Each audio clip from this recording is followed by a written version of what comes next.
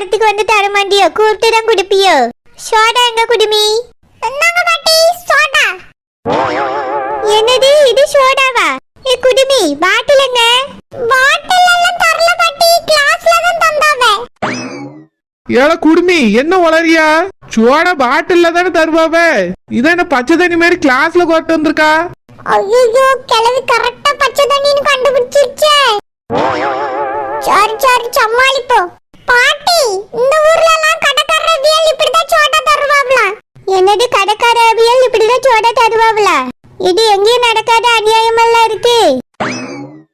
அது வந்து இங்க அப்படிதான் நம்ம புதுசுல, அதனால வீட்டுக்கு நம்பி பாட்டில கொடுத்து விட மாட்டேன்னு சொல்லிட்டாங்க. அதனாலதான் கிளாஸ்ல ஊத்தி தந்திருக்காவ பாட்டி. அப்போ கிளாஸ மட்டும் நம்பி ஊத்தி தருவாங்களாமா? பாட்டி இது நம்ம வீட்டு கிளாஸ், நான் எடுத்துட்டு போய் வாங்கிட்டு வந்தேன். ஐயோ என்ன ஒரு கடை, அது பையன ஒரு கடை. இந்த மாதிரி நான் எந்த ஊர்லயும் கேள்விப்பட்டதே இல்ல, ரொம்ப புதுசாலா இருக்கு. புதுசா பழசா என்னங்க குடிக்கிறங்க பாட்டி? ஏக்கா வாங்கி குடிங்கக்கா, சோடா தானே எப்படி தந்தா என்ன, கிளாஸ்ல இருந்தாலும் பரவாயில்ல வாங்கி குடிங்க.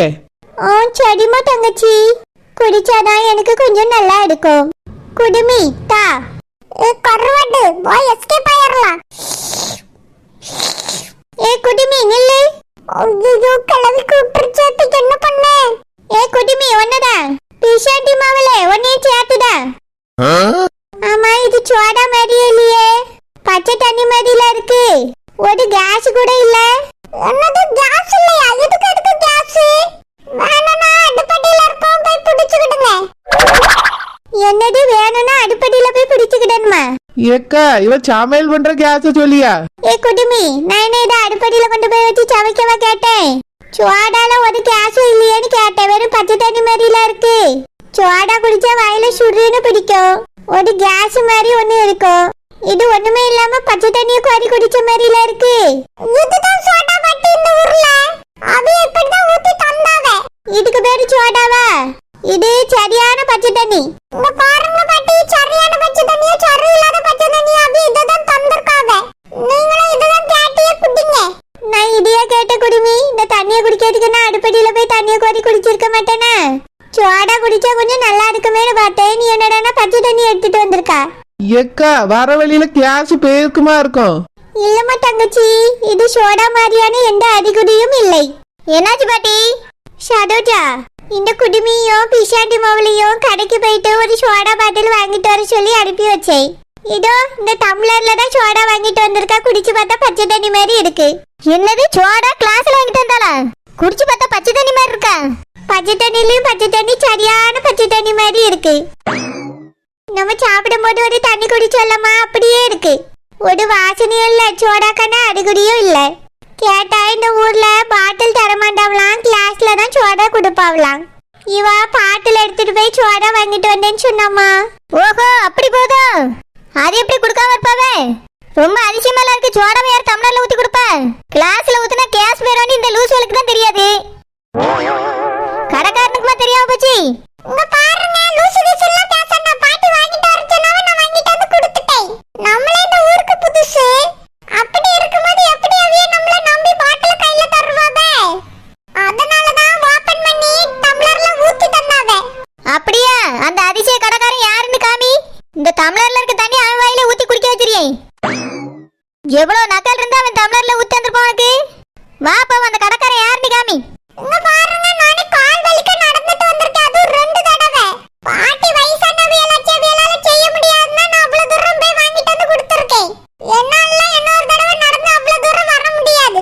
எனக்கு கால் வலிக்குது, நான் தைலம் போட போறேன். நீங்க வேணா போய் விசாரிச்சுக்கிடுங்க. கருவாடு இந்த குடுமிக்கு தான் கால் வலி வந்துட்டு நீ யார் என் கூட வா. அண்ணி எந்த கடை யாருன்னு நான் பார்க்கவே இல்லை, இவ கூட சும்மா போனே நின்னு அப்படியே வந்துட்டேன். எனக்கு எதுவுமே தெரியாது அண்ணி. ஓஹோ 2 பேரும் பேசுற பேச்சிலே நான் புரிஞ்சுக்கிட்டேன். ஷடோஜா என்ன புரிஞ்சுக்கிட்டா?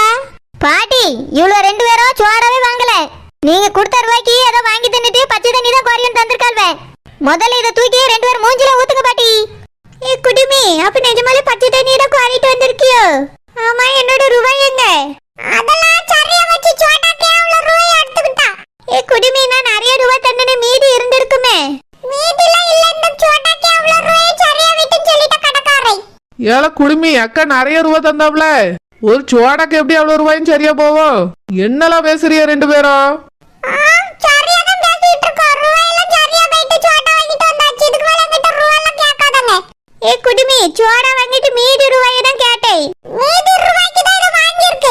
என்னது மீதி ரூபாய்க்கு தான் வாங்கியிருக்கா? அப்படின்னா முதல்ல என்ன வாங்கினிய? முதல்ல என்ன சிப்ஸ் பிஸ்கட் சாக்லேட் எல்லாம் வாங்கி தின்னாவே. இததான் வாங்கிருக்கு. வாங்கிட்டு நேரா வந்தாச்சு. ரூபாலாம் முடிஞ்சு போச்சு. பேதி எடுப்பால ரெண்டு கொண்டக்காரியில என்னென்னமோ வாங்கி தின்னுட்டு தான் வந்திருக்கிய. இங்க வந்து தமிழ்நாட்டுல பச்சை தண்ணிய கோரி பாட்டிட்டு வந்து கொடுத்துட்டு சோடானி கதை விட்டுட்டு இருக்கிய. இங்க பாருங்க மன்னரவியல் யாருமே கதெல்லாம் விடல. உண்மையதான் சொல்லிருக்கு. சோடா தான் பாட்டி நீங்க தைரியமா குட்டிங்க எல்லாம் சரி ஆயிரும். கருவாட்டு வா மாட்டிடுவோம். ஓடியில ரெண்டு பேரும் உண்மையை கண்டுபிடிச்ச உடனே போங்க பயணம் போங்க ரெண்டு பேரும் கொண்டாருக்கு வாரேன். அந்த கிழவி மிஞ்சி போனா 4 பேருக்கு சமைக்க இல்லைன்னா 5 பேருக்கு சமைக்கும். அதனால இந்த வயசுல அதால எல்லா வேலையும் செய்ய முடியும். இப்படி ஒரு ஊரே கூட்டிட்டு வந்து வீட்டுல வச்சுட்டு அவ்வளவு பேருக்கு சமைச்சு போடுனா என்னால எப்படி செய்ய முடியும்? மனசாட்சி இருக்கா அந்த கிழவிக்கு? இல்ல வந்திருக்காளே ஒருத்தி அந்த நெட்டச்சி அவளுக்கு தான் மனசாட்சி இருக்கா? ஏ அம்மா என் கால் என்ன வலி வலிக்குது. அவ்வளவு வேர்த்துக்கு நான் நின்ன இடத்துலயே சமைச்சிருக்கேன். காலெல்லாம் வலிச்சு தொலைக்குது. அந்த நெட்டச்சி ரோட்ல நின்னு சமைச்சு வியாபாரம் பண்ணியவா? அவளுக்கு அவ கூட்டு வந்தவங்களுக்கு சமைச்சு போட தெரியாதோ? நான் தான் சமைச்சு போடணுமா? கேட்டா இந்த கிழவிக்கு நான் மர்மாவலாம். எனக்கே மர்மாவனு ஒருத்தி வந்து தொலைச்சிட்டா அதுக்கு பிறகு மர்மாவ தான் வேலை செய்யணும்னு கிழவி என்னைய போட்டு வேலை வாங்குது. இந்த கிழவியெல்லாம் இவ்வளவு நாள் விட்டு வச்சதே தப்பு. இதெல்லாம் நாடு கடத்தி இருக்கணும். தப்பு பண்ணி தொலைச்சிட்டேன். இங்க வர முடியாதுன்னு அங்க ஏதாவது ஹாஸ்பிட்டல்ல பெட்டுல போய் படுத்திருக்கணும். என் பிள்ளை போன நான் ஆசைப்படியானேங்கிறதுனால தான் இங்கெல்லாம் வந்திருக்கு. இல்லனா இந்த வீட்டு வாசல்ல நான் கால் கூட வச்சிருக்க மாட்டேன். கிளவி மண்டை போட்டு அன்னைக்கு போலான்னு அங்கேயே இருந்திருப்பேன். ஒரு ஊரையே கூட்டிட்டு வந்து வீட்டுல வச்சுட்டு நீ தான் மர்மவா நீ தான் சமைச்சு போடணுங்குது. இது செஞ்சு பார்த்திருந்தா தெரிஞ்சிருக்கோம். கிளவி ஒருவேளை சமையலுக்கு தாங்கி இருக்குமா? அப்பவே குட்டிக்காரனை அடிச்சு விழுந்திருக்கோம். என்னையும் இங்க போய் சட்டமா வேலை வாங்கிட்டு இருக்கு. 2 தட்டு சோறு திங்கல இந்த வயசுலயா? அந்த திமிருதான். ராசதி கறி கூட்டம் எலும்பு குழம்பும் சூப்பரா இருந்து அம்மையே பாராட்டிட்டாவனா பாரா. அப்புறம் அந்த தலைக்கறி பெரட்டல் பா நாக்கிலே நிக்குது அந்த டேஸ்ட். அப்புறம் என்ன நிறைய இருக்கா? ராத்திரிக்கு போதுமா ராசதி? போதும். இப்பவே அண்ணாக்குள்ள தலைய விட்டு தின்னுங்க. ராசதி இப்ப வேண்டாம். ஏற்கனவே இப்பதான் வயிறு ஃபுல்லா சாப்பிட்டு இருக்கு. அடுத்தது உடனே போய் சாப்பிட முடியுமா? ராத்திரிக்கு சப்பாத்தி சுட்டு அந்த கூட்டை வச்சுதா ராசதி. வா அப்படி இருக்கும் சூப்பரா சாப்பிட்டுலாம். சப்பாத்தி மட்டும் கொஞ்சம் சாஃப்டா செஞ்சிரு ராசதி. வயசானவங்க எல்லாம் வந்திருக்காங்க. அவங்களால அப்பதான் சாப்பிட முடியும். அப்போ இவ்வளவு கும்பலுக்கு நான் ஒத்தையில நின்னு சப்பாத்தி சுடணுமா? ராசதி ஒத்தையில நின்னு சுட வேண்டாம் உட்கார்ந்து சுடு. ஏங்க உங்க அம்மா தான் அப்படி இருக்கான்னு பார்த்தா நீங்க ஏங்க அவியலுக்கு மேல இருக்கீங்க? இவ்வளவு பேருக்கு என்னால எப்படிங்க சப்பாத்தி செஞ்சு கொடுக்க முடியும்? மனசாட்சி வேண்டாமா உங்களுக்கு? நானே இங்க இருந்து உடம்பு சரியில்லாம வந்திருக்கேன். இவ்வளவு நேரம் நின்னு வேலை பார்த்ததே காலெல்லாம் கடுகடுன்னு கடுக்குது. இதுல வேற ராத்திரிக்கு சப்பாத்தி சுடணுமா? நல்லா சுட்டு தரவே திம்பியே. ராசதி எதுக்கு இப்படி கோபப்படியா? நீ சமைச்சது நல்லா இருந்ததுன்னு சொன்னேன். அதனாலதான் ராத்திரிக்கு சப்பாத்தி சுட்டுதான்னு கேட்டேன். வாய் மட்டும் பேருங்க. நீ பார்த்தா உங்களுக்கு வேலைக்காரி மாதிரி தெரியுது போல. உங்க அம்மையை செய்ய சொல்லுங்களா? இந்த வயசுல நல்லா தானே இருக்காவ. ராசதி எங்க அம்மைக்கு சப்பாத்தி எல்லாம் சுட தெரியாது. இட்லி வேணா அவிப்பாவ. ஆமா இட்லியை ஊத்தி வச்சா தான வெந்து வெளிய வந்துரும்ல. அதனால அத மட்டும் செய்ய தெரியும். இதுக்கு மாவை பிசையணும் தேய்க்கணும் அதுக்கப்புறம் சுட்டு எடுக்கணும்ல. அதனால முடியாது. முடியாது இல்ல ராசதி எங்க அம்மைக்கு அதெல்லாம் தெரியாது. அவிய கிராமத்துல உள்ள மாதிரி கூழு களி இந்த மாதிரி தான் அழகா சமைப்பாவ. பேசாதீங்க. எப்போ இந்த வீட்டை விட்டு கிளம்புறோம்? ராசதி பேத்திக்கு பேர் வைக்கிற ஃபங்க்ஷனுக்கு வந்திருக்கோம். அது முடியறதுக்குள்ள கிளம்பணும்னா என்ன அர்த்தம்? முதல்ல ஃபங்க்ஷன் முடியட்டும் அதுக்கப்புறம் கிளம்புறத பத்தி யோசிப்போம். நீங்க இப்படி யோசிச்சுட்டே இருங்க. உங்க அம்மா போற போக்க பார்த்தா என் காலை உடைச்சே போட்டுருவாவ. எதுக்கு ராசதி இப்படி பேசுறா? எங்க அம்மா எல்லார் மேலயும் எவ்வளவு அக்கறையா இருக்காவ தெரியுமா உனக்கு? ஆமா எல்லார் மேலயும் இருப்பாவ. அதுக்கு அவியலுக்கு நான் தான் கிடைச்சேன். நான் எல்லாருக்கும் சமைச்சு போடுவேன்னா அவிய அக்கறையா இருப்பாவ. இங்க பாருங்க நாளைக்கு மதியம் ஃபங்க்ஷன் முடியுதா? சோத்தை திங்கிறோமா அந்த ஆள காரை பிடிச்சு கிளம்பி போயிட்டே இருக்கணும். நீங்க வரலனாலும் இங்கே இருந்துக்கிடுங்க. நானும் மாணிக்கமா உடனே கிளம்பிடுவோம். ராசதி எதுக்கு மாணிக்கத்தை மட்டும் சொல்றா? மருமகளையும் சேர்த்து கூட்டிட்டு போறேன்னு சொல்லு. அவளையா? அவளை எதுக்கு நாங்க கூட்டிட்டு போனோம்? அந்த கும்பல்வா கூட தானே வந்தா. அதுவ கூடயே வீட்டுக்கு போக சொல்லுங்க. கார்ல எல்லாம் அவளை ஏத்திட்டு போக முடியாது. ராசதி நம்ம மருமவ ராசதி. மர்மவளா மர்மவ இந்த டீ கடைக்காரியெல்லாம் மர்மவன் சொல்லி தெரியாதுங்க. எனக்கு தான் அசிங்கமா இருக்கு. ஆமா பேர் வைக்க வந்திருக்குன்னு சொல்றீல்ல. முதல்ல பேரை யோசிச்சிட்டீங்களா? பேரு மருமவ யோசிச்சு வச்சிருக்கான்னு மாணிக்கம் சொன்னான். ரொம்ப நல்லா இருக்குங்க.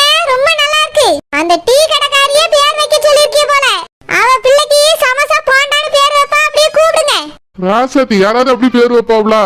அதுவும் அவ பெத்த பிள்ளைக்கு அப்படி பேர் வைப்பாளா? வைப்பாங்க, அவ வைப்பா. அவளுக்கே அவங்க அம்மா அப்படிதானே பேர் வச்சிருக்காங்க, குழந்தைன்னு. இவளோ அந்த மாதிரி யாரா குடும்பம் ஏதாவது பேர் வைப்பா. நல்ல பேர் யோசிக்கணும்னா நீங்க யோசிச்சிருக்கணும். இல்ல என்கிட்ட சொல்லிருக்கலாம், மாணிக்க மாதிரி யோசிச்சிருக்கலாம். அந்த நெட்டச்சி எதுக்கு யோசிச்சு பேர் வைக்க? அவளுக்கு என்ன உரிமை இருக்கு பேர் வைக்கிறதுக்கு? பெரிய இவளாவ மாணிக்கத்துக்கு பிறந்த பிள்ளைக்கு அவ பேர் வைக்கிறதுக்கு? மாணிக்கத்தை பேர் வைக்க சொல்லுங்க. ராசாத்தி அத அவிய 2 பேரும் சேர்ந்து வச்சுக்கிடுவாவ, நீ எதுக்கு வருத்தப்படியா? அவிய 2 பேரும் பெத்த பிள்ளைக்கு நல்ல பேர் தான் வைப்பாவ, நீ அதை நினைச்சு கவலைப்படாத. ராத்திரி சப்பாத்தி எப்படி செய்யலான்னு மட்டும் யோசி. ஐயோ கடவுளே, இந்த வீட்டுக்கு வந்துட்டா மட்டும் இந்த மனுஷன் முழு நேரமும் திங்கிறதுல மட்டும் தான் இருக்காரு. அங்க இருந்தா அதை தின்னுங்க, இதை தின்னுங்க, அதை செய்யுங்க, இதை செய்யுங்கன்னு சொன்னா ஒண்ணும் பண்ண மாட்டாரு. இங்க வந்துட்டா போதும் அம்மா, குடும்பம், சாப்பாடு. சுவாதனை, இது பெரு சுவாதனை. அம்மா ரோசி, தண்ணி எடுத்துட்டு வாமா. ஏங்க நீயா எதுக்கு இங்க வந்தா? நாங்க நிம்மதியா இருக்கிறது பிடிக்கலையோ? இந்த வீட்டையே காலி பண்ணலாம்னு நினைச்சிட்டு வந்திருக்கியோ? எதுக்குங்க இப்படி பேசுறீங்க? நீங்க இல்லாம நானும் பிள்ளைய எவ்வளவு கஷ்டப்பட்டேன் தெரியுமா? கஷ்டம் தான் படுவிய, கஷ்டப்படணும் தானே நான் விட்டுட்டு வந்தேன். இவ்வளவு தைரியம் இருந்தா நம்ம வாழ்ந்த அந்த வீட்டை 20 லட்சம் ரூபாய்க்கு அடமானம் வச்சிருப்பா. எப்போ திருப்புறது? அத வீடு இல்லாம அந்த ஊர்ல என்னால இருக்க முடியல. நான் எவ்வளவு கௌரவமா வாழ்ந்த மனுஷன் தெரியுமா? இப்படி என்னைய நடுத்தருவுல நிறுத்திவிட்டிய. உன்னால மர்மாவ வீட்டுல வந்து உட்கார்ந்துருக்க நிலைமை ஆகி போச்சு எனக்கு. ஏங்க ஒரு மாசம் வட்டி தரலன்னு நம்ம வீட்டை நம்ம கிட்ட இருந்து புடுங்கிட்டாருங்க அந்த கந்து வெட்டி கந்தசாமி. ஒரு வருஷத்துல தரலன்னா வீட்டை ஏழை விட்டுருவோன்னு சொல்லிட்டாருங்க.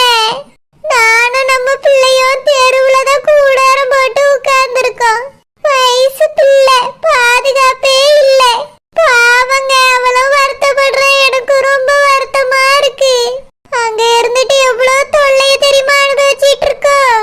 நீங்க உங்க மாவா வீட்டுல வந்து நிம்மதியா இருந்துகிட்டீங்க, என்னால அப்படி இருக்க முடியுதா? நீயும் உன் மவளம் செஞ்ச வேலைக்கு இது மட்டும் இல்ல, என்னமோ அனுபவிக்கணும். ஏங்க போதுங்கிற அளவுக்கு அனுபவிச்சாச்சுங்க. நீங்க அப்படி எல்லாம் சொல்லாதீங்க. தெரியாம தப்பு பண்ணிட்டோம். எங்களுக்கு அங்க வேற யாரு ஆதரவு இருக்கா? தயவு செஞ்சு எங்க கூட வந்துருங்க, நம்ம அங்கேயே போயிருவோம். அங்க போய் நீ ரோட்ல உட்கார்ந்துருக்க மாதிரி நானும் வந்து உன் கூட ரோட்ல உட்கார்ந்துருக்கணுமோ? அந்த ஊர் ஜனம் என்னை பத்தி காரி துப்புறதுக்கா? நானும் எங்க அப்பா அம்மா எல்லாம் இந்த வீட்டுல எவ்வளவு சந்தோஷமா வாழ்ந்தோம் தெரியுமா? ஏங்க நம்மளும் சந்தோஷமா தானே வாழ்ந்தோம், நல்லா வாழ வச்சியே. பிள்ளைக்குதான் அறிவில்ல, உனக்கு எங்க போச்சு புத்தி? அடுத்த வேலுக்காக வாழ்ந்துட்டு இருக்க வீட்டை கொண்டு போய் அடமானம் வைக்கிறவங்கிற புத்தி இல்ல உனக்கு?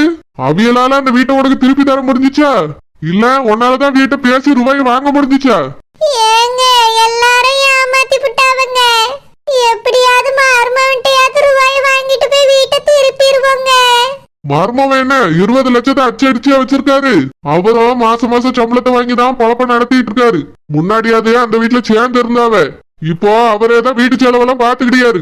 மாப்பிள்ளட்ட போயெல்லாம் ரூபாய் கேட்க முடியாது. ஏங்க அப்படி பார்த்தா நம்ம வீட்டை திருப்பவே முடியாது. மாப்பிள்ளட்ட கொஞ்சம் ரூபாயும் அந்த பாட்டி மட்டும் கொஞ்சம் ரூபாயும் கேட்டு பாப்போம். நீங்க எவ்வளவு ரூபாய் வச்சிருக்கீங்களோ அதையும் தாங்கங்க, எப்படியாவது நம்ம வீட்டை மீட்டுருவோம். உன்னைய நம்பி நான் தரணுமா? கொண்டு போய் என்ன பண்றேன்னு தெரியாம சீரழிக்கிறதுக்கா? உன்னைய நம்பி இதுக்கு மேல 10 பைசா தர மாட்டேன். ஏங்க நான் எவ்வளவு சிக்கனமா செலவு பண்ணுவேங்க. உங்களுக்கே என்னை பத்தி தெரியும்ல, 5 ரூபாய் இருந்தா கூட 5 நாளைக்கு வச்சு செலவு பண்ணுவேங்க. அது பிள்ளை வாழ்க்கை நல்லா இருக்கணும்னு கேட்டதுனால அப்படி செஞ்சிட்டேன். தப்பு தாங்க, இப்ப எல்லா தப்பையும் உணர்ந்து திருந்திட்டேங்க. தயவு செஞ்சு என்னை மன்னிச்சிருங்க. இனி அப்படி ஒரு தப்பு செய்ய மாட்டேங்க. நீங்க மட்டும் எப்படியாவது பாட்டி மட்டும் பேசி அந்த வீட்டை மட்டும் திருப்பி வாங்க பாருங்க. நம்ம எல்லாரும் குடும்பத்தோட அங்க போய் நிம்மதியா இருக்கலாங்க. ஆமாப்பா, நம்ம வீட்டை எப்படியாவது மீட்கணும். அந்த வீடு இல்லாம நாங்க எவ்வளவு கஷ்டப்பட்டுட்டோம் தெரியுமா? மழை நேரத்துல பதுங்க கூட இடம் இல்லாம அதுல கிடந்து நனைஞ்சிட்டு கிடந்தோம். சாப்பாடு இல்லாம அம்மா மயக்க மட்டும் விழுந்துட்டாப்பா. நான் மட்டும் தான் ஏதோ சம்பாரிச்சுக்கிட்டு இருக்கேன். அதை வச்சுதான் 2 பேரும் சாப்பிடியம்பா. ரொம்ப கஷ்டமா இருக்கு, தெருவுல இருக்க மாதிரி இருக்கு. போறவிய வர்றவிய எல்லாம் எங்களை பார்த்து சிரிக்காமப்பா.